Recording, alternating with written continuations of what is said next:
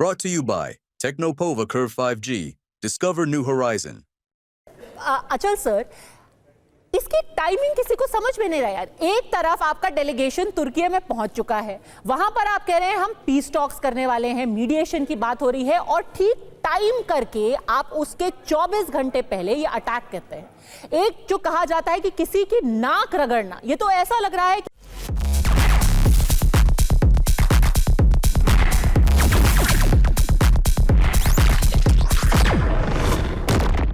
कि जानबूझकर Ukraine Russia की नाक जमीन पर रगड़ने की कोशिश कर रहा था कि देखो हमने तुम्हारे घर के अंदर घुस करके मारा है। देखिए पद्मा जी, जब नेगोशिएशन हो रही होती है तो बहुत बार जो फिलॉसफी है कि talk from the position of strength, तो जब आप पोजीशन ऑफ स्ट्रेंथ की बात करते हैं तो फिर आपको नेगोशिएटिंग टेबल पे जो है आपको लिवरेज मिलती है उस चीज की। अब वैसे ये जो प्लान ठीक एक दिन पहले हुआ, ये कोइंसिडेंस था या अब इस पे कंट्रोल नहीं था, जस्ट बिकॉज आज टर्की में टॉक्स होने वाली है, सेकेंड राउंड, जिससे किसी को कोई उम्मीद नहीं है, कोई खास आउटकम की उम्मीद तो है नहीं इस टॉक से। लेकिन चूंकि ये प्लान पहले से हो चुका है, ज़ेलेंस्की के हिसाब से 18 महीने पहले से ये प्लानिंग चल रही है, तो शायद वो मोमेंट आ गई थी इसे इम्प्लीमेंट करने की, और रोकना ठीक नहीं समझा होगा इतनी प्लानिंग के बाद। तो इसमें कोई डेलिबरेट लिंक है या नहीं, लेकिन इतना जरूर है कि वो जो फिलॉसफी है कि नेगोशिएशंस और वॉर साइमल्टेनियसली चलें, और आप पोजीशन ऑफ स्ट्रेंथ के साथ जो है नेगोशिएटिंग टेबल पे बैठें, ताकि आपको अपनी बात मनवाने में मदद मिले। कमजोर आदमी की नेगोशिएटिंग पावर जो होती है वैसे ही कमजोर हो जाती है, और यहाँ तो पुतिन की डिमांड्स बहुत ज्यादा हैं, जो मिसमैच बहुत ज्यादा है यूक्रेन और रशिया की जो आपस में बातचीत की टेबल पे। अब आप देख ही लीजिए, पिछली बार भी कोई खास आउटकम निकली नहीं, सिवाय इसके कि एक्सचेंज ऑफ प्रिजनर्स हुआ 16 मई को जो पहला राउंड हुआ। कोई ज़ेलेंस्की को सेकंड राउंड से भी ज्यादा उम्मीद नहीं है। उनका ये कहना है कि इनके पास तो कोई विजन ही नहीं, कोई प्रपोजल ही नहीं है टेबल पे, जबकि हमारी तरफ से एक प्रपोजल तैयार है।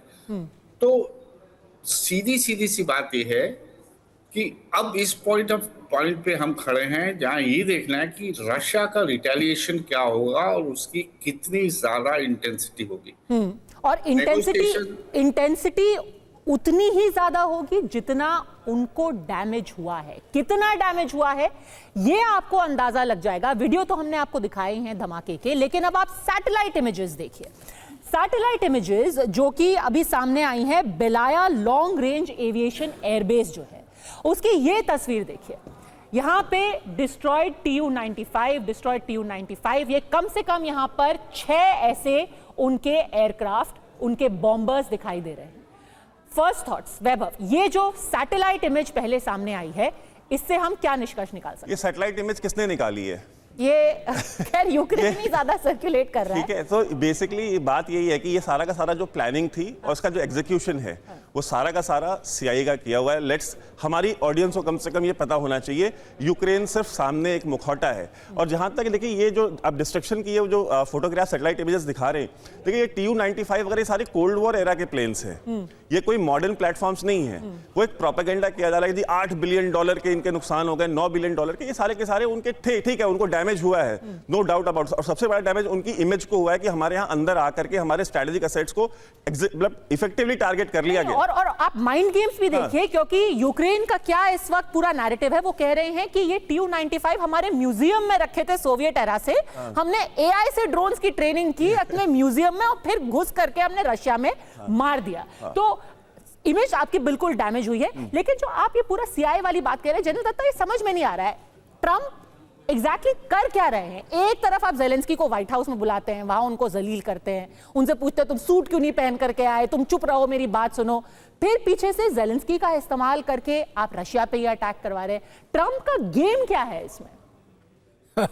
देखिए, ऐसा है कि इंटरनेशनल पॉलिटिक्स के अंदर, जियो पॉलिटिक्स के अंदर आपको कुछ पता नहीं किस गेम के अंदर क्या गेम चल रही है। तो जो अभी पूरा ये सामने आपने एक कार्रवाई करी है ज़ेलेंस्की ने, एक तरफ आप पीस टॉक्स करवा रहे हैं, एक तरफ आप जंग का समाधान करवा रहे हैं, और एक तरफ आप लगातार रशिया को इंस्टिगेट करते चले जा रहे हैं कि वो एक कोई बड़ा कांड करे और उसके ऊपर और रिटेलिएशन हो। अगर मैं अभी रूस और नेटो की बात करूं, अगर हम फोर्स लेवल्स की बात करें तो नेटो के पास ज़्यादातर फोर्स लेवल रशिया से ज़्यादा हैं, लेकिन जहाँ तक न्यूक्लियर सेट्स का सवाल है, रशिया के न्यूक्लियर सेट्स आज के दिन में दुनिया का सबसे बड़ा जंजीरा उनके पास में है। और जब ये इसको कहीं पे इम्प्लीमेंट किया जाएगा, यहाँ खुदा ना खास्ता वो सिचुएशन आ गई जो एक्सेंशियल थ्रेट बन जाए रशिया के लिए, उस हालत में रूस फिर ये परवाह नहीं करेगा कि दुनिया का क्या होगा। तो ये दुनिया को सोचना पड़ेगा कि क्या आप जानबूझ के एक मक्खी के छत्ते में डंडा देना चाहते हैं और सबको उसमें मरवाना चाहते हैं। क्या तो आप कह रहे हैं कि एक तरीके से अमेरिका जानबूझ के उकसा रहा है रशिया को कि आप कुछ न्यूक्लियर इवन अपना ऑप्शन एक्सप्लोर करने की कोशिश करें और फिर हम सब आपके ऊपर हमला कर देंगे, क्या ये है प्लान? बिल्कुल बिल्कुल, इनकी चेष्टा यही है कि किसी प्रकार से हम रशिया को इतना उकसा दें कि वो एक कोई गलत काम करे और हम रशिया को तबाह कर पाएं। लेकिन अगर मैं रेड लाइंस की बात करूं, 3 साल 3 महीने तकरीबन हो गए जंग को लगे हुए। लगातार जो रेड लाइंस रशिया ने दी यूक्रेन को, वेस्ट को और अमेरिका को, लगातार उन रेड लाइन को क्रॉस करने की कोशिश करी है पूरे नेटो ने और अमेरिका ने। रशिया बोलता रहा इनको, अगर आप लॉन्ग डिस्टेंस मिसाइल्स या कोई वेपन सिस्टम देंगे तो जो देश देगा मैं उसके ऊपर हमला करूंगा। उसके बावजूद भी दिया, उसके बाद यूके ने दिया, उसके बाद आपको जर्मनी ने दिया। तो ये लगातार ये रेड लाइंस को क्रॉस करते चले गए और जान जान के उकसाते रहे। तो अभी इसके पीछे ओवरऑल उसके बावजूद भी जो टैक्टिकल रिस्ट्रेंट है वो पुतिन ने रखी है, तो वो भी कोई कच्चे खिलाड़ी नहीं है। उनको भी समझ में आ रहा है कि यहाँ पर नेटो और अमेरिका क्या करने की कोशिश कर रहे हैं। कुछ तो कमियां खामियां रशिया की भी प्लानिंग इंटेलिजेंस में रही। बिल्कुल पदमजा, देखिए ऐसा है कि यूक्रेन की कोई भी मिसाइल, उनका कोई भी ड्रोन इतनी दूर उसकी रेंज नहीं थी कि जाके 5 स्ट्रेटजिक एयरफील्ड के ऊपर हमला कर पाते। इन्होंने ये जो ड्रोन्स हैं इनको यहाँ तो रशिया के अंदर ही असेंबल किया है, इनको असेंबल करके इन्होंने कंटेनर यहाँ ट्रक्स को अंदर ही हायर किया है और बिल्कुल टारगेट के नज़दीक जाके इसको अपने मॉनिटर्स में हर एक ड्रोन को ऑपरेट करने के लिए एक एक ऑपरेटर का इस्तेमाल किया है ताकि वो इंडिविजुअली टारगेट को सिलेक्ट करके उसको तबाह कर पाए। अभी वो ये बोलना कि साहब हम तो एफएसबी हेडक्वार्टर के बगल में बैठे थे, ये ठीक है, हो सकता है क्योंकि इतना बड़ा देश है रशिया कि आप हर एक जगह पे नज़र नहीं रख सकते हैं। और ख़ास करके हिंडरलैंड में जंग तो चल रही है यूक्रेन के फ्रंट के ऊपर, तो यूक्रेन के अंदर 200-300 किलोमीटर बॉर्डर के इलाके में हमले हो रहे हैं। लेकिन अगर मैं बात करूं साहब, वो मंगोलिया का बॉर्डर आपका वो जो बिल्कुल मिडल में 800 किलोमीटर दूर, अब ये मान के चले कि जंग चल रही है J&K में और कोई अटैक हो जाता आपका मध्य प्रदेश में, उसकी आप तुलना करके देखें। तो मेरा कहने का मतलब ये है कि इन्होंने एक बहुत low cost very well planned operation किया है।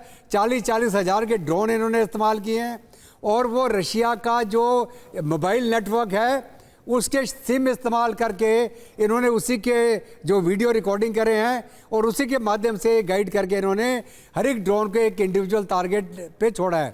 मैं दूसरा बात बताऊं, ये छोटे ड्रोन थे, इसमें आप ज़्यादा से ज़्यादा 250 ग्राम 300 ग्राम एक्सप्लोजिव लगाएं, किसी भी हवाई जहाज़ के विंग के ऊपर एक्सप्लोड कर दें, उसके अंदर अपना फ्यूल होता है हवाई जहाज़ के अंदर, वो फ्यूल एक बम का काम कर जाता है और पूरा हवाई जहाज़ तबाह हो जाता है। तो क्या है, बहुत लो कॉस्ट ऑप्शन था, वेरी वेल प्लान्ड था। इन्होंने अपने जो लोग हैं अंदर, इनके जो सिंपैथी रखते हैं यूक्रेन के साथ में या एंटी पुतिन के लोग हैं रशिया के अंदर ही हैं, उनका इस्तेमाल करके जो यूक्रेन स्पेशल फोर्सेस है, यूक्रेन के इंटेलिजेंस वाले हैं, उन्होंने इस ऑपरेशन को प्लान किया है, अंजाम किया है और इसकी मदद करी है जरूर या अमेरिका ने या यूरोपियन सैटेलाइट के माध्यम से इनको सटीक जानकारी दी है कौन से हवाई एयरफील्ड के ऊपर कितने जहाज बिल्कुल ओपन में खड़े हैं और पैरामीटर के कितने नज़दीक हैं।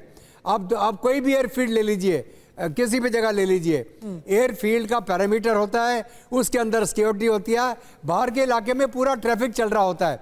आप अपना पालम एयरफील्ड देख लीजिए, आप पालम का हवाई अड्डा देख लीजिए, आपका हाईवे चल रहा है बगल में, मैं हाईवे के बगल में खड़ा होकर 10 ड्रोन उड़ा के वहाँ पे 3 बोइंग के जहाज उड़ा दूँ तो यहाँ तो तहलका मच जाएगा। तो कहने का मतलब ये है कि एक very well plan low cost operation जो यूक्रेन ने किया है विद हाई रिटर्न्स, और इसमें तो खैर मैं पहले ही बोल रहा हूँ कि ये हिस्ट्री बन जाएगा कि आप एक बहुत सस्ते तरीके से अच्छी प्लानिंग करके दुश्मन को और ये कहीं भी जाके पूरी मार दुनिया को सोचने के लिए मजबूर करेगा। क्या यही है future of war, low cost high damage operations जिसकी आप जिक्र कर रहे थे। Brought to you by Technopova Curve 5G. Discover new horizon.